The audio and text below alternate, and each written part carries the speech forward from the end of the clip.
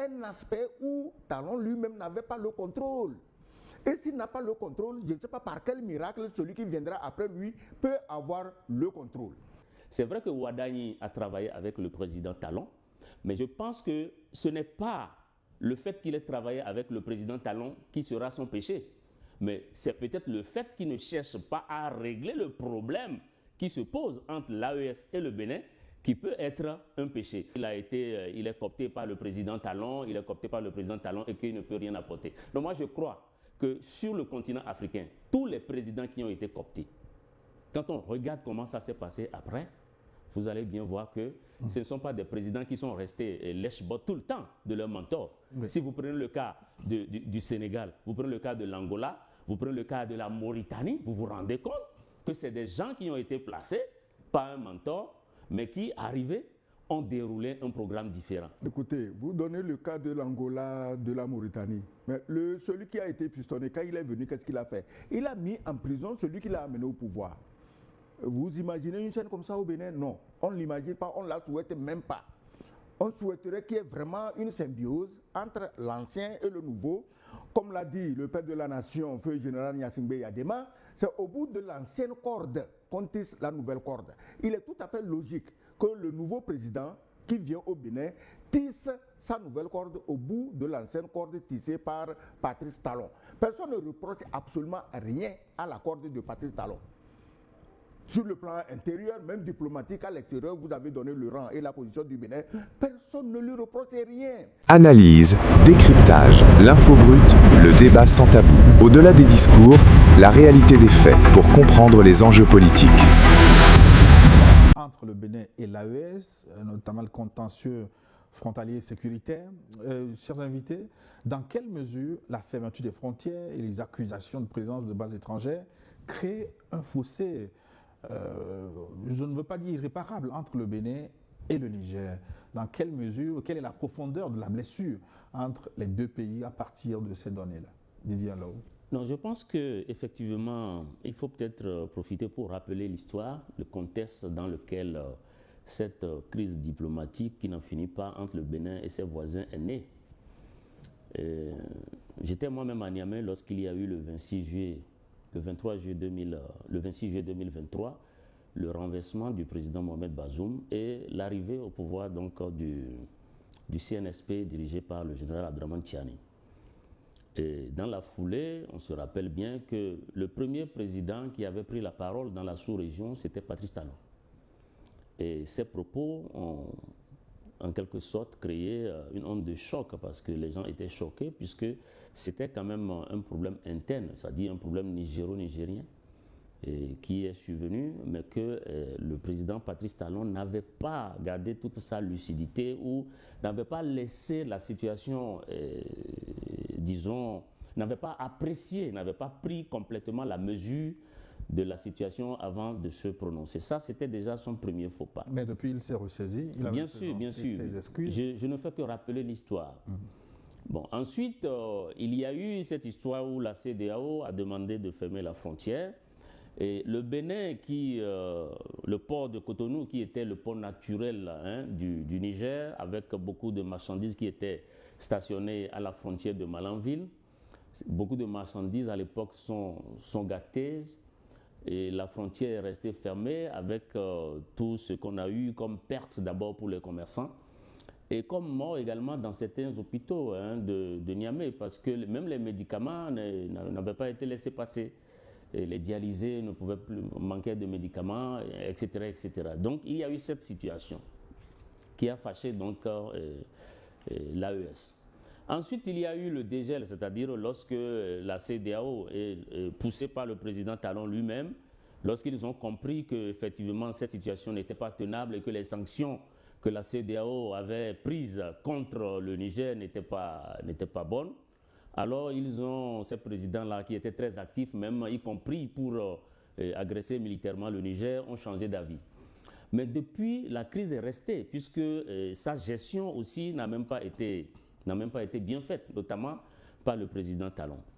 Mais je pense qu'aujourd'hui, la situation a un peu évolué, dans le sens où il y a eu des missions diplomatiques du Bénin qui ont été reçu à Niamey. Il y a eu également une mission diplomatique conduite par le numéro 3 du CNSP, le général Toumba Mohamed, le ministre de l'Intérieur, qui est allé également à Cotonou.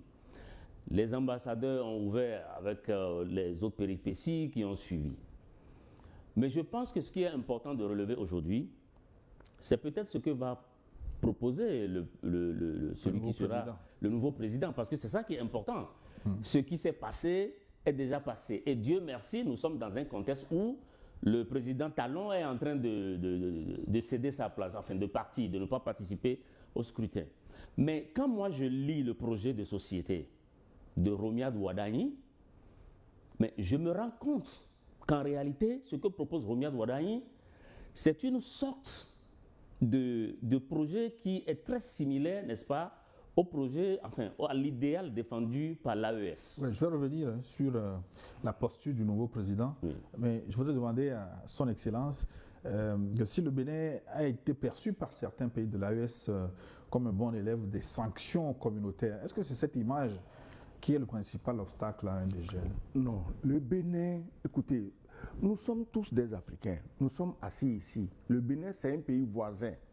Nous pouvons nous informer régulièrement de ce qui se passe au Bénin, les médias, les échanges entre personnes, les voyages et tout. Le Bénin, excusez-moi le terme, peut-être ça va choquer les gens. Le problème du Bénin, ce n'est pas le président Patrice Talon, mais le problème de Patrice Talon, c'est de s'être soumis à un diable extérieur. Sinon, Patrice Talon, en tant qu'individu, je ne crois pas qu'il ait quoi que ce soit contre les pays de l'AES. Il est sous ordre pour nuire aux pays de l'AES.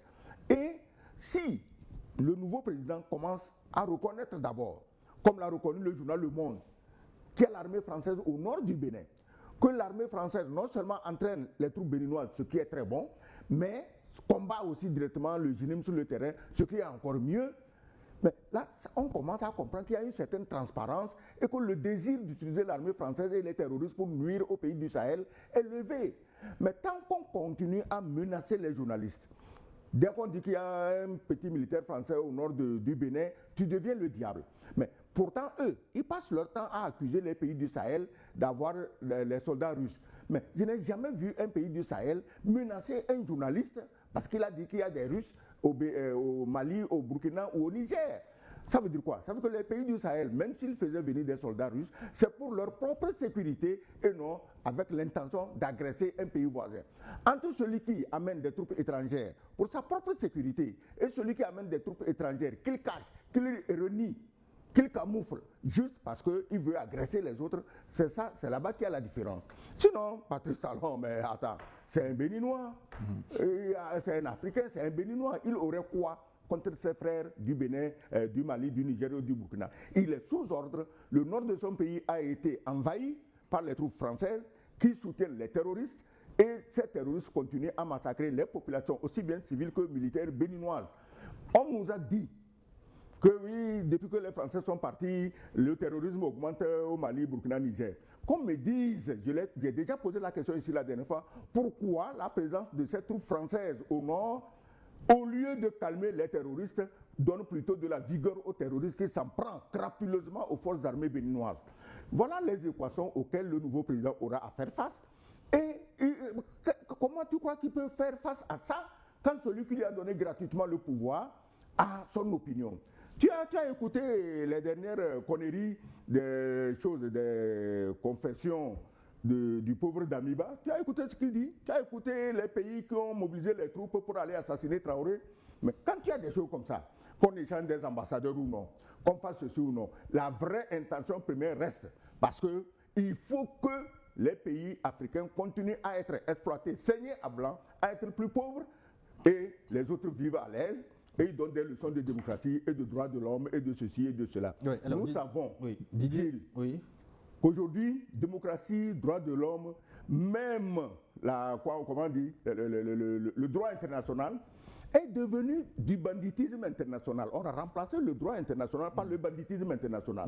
Si je suis plus fort que toi, je t'envahis. Oui. C'est comme ça que le nord du Bénin est envahi par plus fort que le Bénin. Et on ne peut pas dire ça. Oui, on va finir avec la posture du nouveau président qui sera élu ce dimanche. On connaîtra les résultats très vite.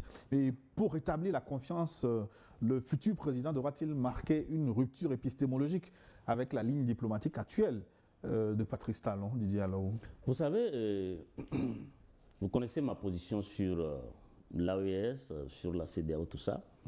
Et je raisonnais exactement comme l'ambassadeur jusqu'au moment où je suis allé prendre le projet de société de Ramiad Ouadani et je l'ai lu. Et à partir du moment où je l'ai lu, j'ai senti que c'est quelqu'un qui comprend l'AES, qui comprend le combat qui se mène dans l'AES et qui comprend la logique dans laquelle se trouvent aujourd'hui les autorités et les pays de l'AES. Mais je ne me suis pas arrêté là. Mon cabinet a diligenté une enquête. Je ne connais pas Ramiad Ouadani, je ne l'ai jamais rencontré. Vous parlez de Ouadani comme il était déjà, comme s'il était déjà élu. Non, mais écoutez, le programme du deuxième ticket aussi. Non, mais écoutez, soyons... Nous tous, nous savons ce qui se passe et tout le monde sait très bien qu'à la fin de la journée, les tendances, Ramiad Ouadani sera certainement donné comme gagnant de ce scrutin. Parce que c'est vous qui le dites. Non, mais écoutez, je suis réaliste. C'est votre point de vue, je vous l'accorde. Quand vous suivez les élections, quand vous suivez la campagne électorale, comment tout s'est passé au Bénin, vous vous dites, bon, voilà, donc il n'y a pas de souci à se faire à ce niveau, certainement que... C'est votre point de vue, je vous l'accorde. C'est mon point de vue. Ce n'est pas le point de vue de tous les Béninois. Voilà. Donc, on continue. Mais lorsque vous regardez, vous lisez son projet de société, vous vous rendez compte qu'en réalité, son projet de société est fondé, n'est-ce pas, sur l'Afrique pour les Africains. Et je crois que c'est ça qui est le projet qui est mis en œuvre aujourd'hui dans l'AES. Mais la question que vous posez, c'est de savoir si la ligne diplomatique de celui qui va remplacer le président Talon doit rester telle ou on doit connaître une rupture. Mais bien évidemment qu'il faut connaître une rupture. Cette situation ne peut pas demeurer ainsi, c'est impossible. Donc il faut absolument que celui qui va remplacer le président Talon ait une nouvelle approche de la situation, ait une nouvelle vision sécuritaire, ait une nouvelle démarche en cette matière. Parce que comme l'a rappelé le président Ibrahim Traoré dans son interview auquel vous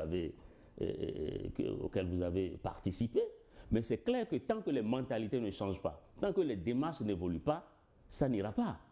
Et moi je pense que quand vous prenez le projet de société de Ramiad Ouadani, encore une fois, il faut lire et voir qu'est-ce qu'il propose par rapport à la coopération sécuritaire et à la coopération en ce qui concerne le développement.